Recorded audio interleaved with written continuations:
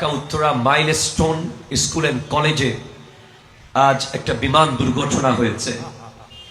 যে বিমান দুর্ঘটনার কারণে আজ গোটা বাংলাদেশের প্রত্যেকটা বাবা মার হৃদয়ে রক্তক্ষরণ হয়েছে।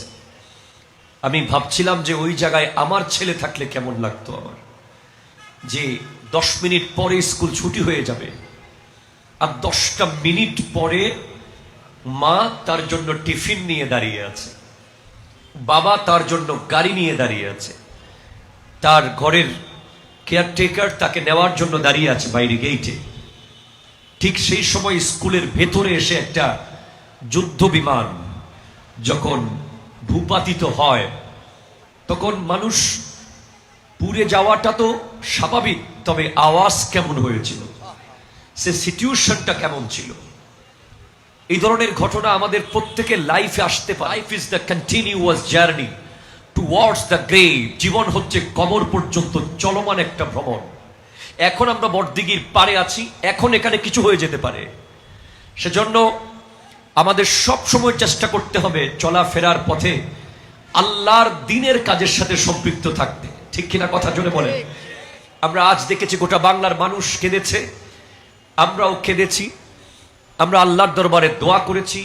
আমরা বাংলাদেশ বিমান বাহিনী এবং বিমান মন্ত্রণালয়কে আমরা অনুরোধ করব আজকের মাহফিল থেকে যে বাংলাদেশের বিমান বহরে যে ফাইটার জেটগুলো আছে, অনেকগুলো হয়তো নিয়মিত চলাচল না করার কারণে পুরাতন হয়ে গিয়েছে, কিংবা অনেকগুলো আপডেট করা দরকার। এই বিষয়ে অনেক সচেতনতার দরকার আছে। এবং আমরা নিজেরাও নিয়মিত বিভিন্ন প্রোগ্রামে যাওয়ার কারণে বিমানে চড়ে থাকি, আমাদের খুব ভয় লাগে। কদিন আগে কক্সবাজারে একটা বিমানের চাকা খুলে পড়ে গিয়েছিল, এরপরে এর কয়দিন আগে কক্সবাজারে আরো একটা ফাইটার জেট থেকে একজন বিমানের পাইলট শহীদ হয়েছেন। এরপরে আমরা বিভিন্ন সময় দেখি বিমান রানওয়েতে হঠাৎ থেমে যাচ্ছে, আবার ঠিকঠাক করে চালানো হচ্ছে। আমি মনে করি যে একটা বিমান দুর্ঘটনা মানে লক্ষ লক্ষ মানুষের কষ্টের কারণ, অনেকগুলো পরিবারের স্বপ্নভঙ্গ। আমরা আজকের এই বিশাল আজিম উৎসান প্রোগ্রাম থেকে গোটা বাংলাদেশকে, বিশেষ করে এই দায়িত্ববানদেরকে বলবো, শুধু বিমান বাহিনীর বহরে যা আছে তা না, যে বিমানগুলো আমাদেরকে যাত্রী বহনকারী বিমান আছে, প্রত্যেকটা বিমানের যথাযথ তদারকি করা দরকার, যাতে মানুষের জান মাল নিরাপদ থাকে। ঠিক কিনা কথা জোরে বলেন। এরপরে আমাদের প্রত্যেকটা মানুষকে সব সময় হালাল, সত্য, নিষ্ঠা, নামাজ, সততা এগুলো নিয়ে থাকতে হবে।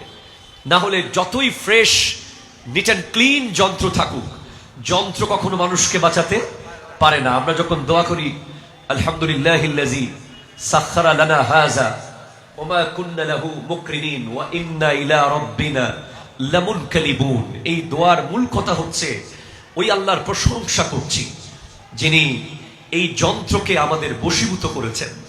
না হলে এই যন্ত্র কখনোই আমাদের বশীভূত হতো না।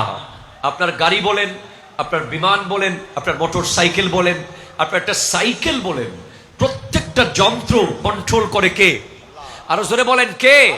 সেজন্য দ্বীন, ইসলাম, নামাজ, রোজা, দুরুদ, জিকির, সততা, নিষ্ঠা, আমানতদারিতা, এই শব্দগুলো যদি সব ঠিকভাবে না থাকে, মেশিন ঠিকভাবে চলবে না। ঠিক কিনা কথা জোরে বলেন।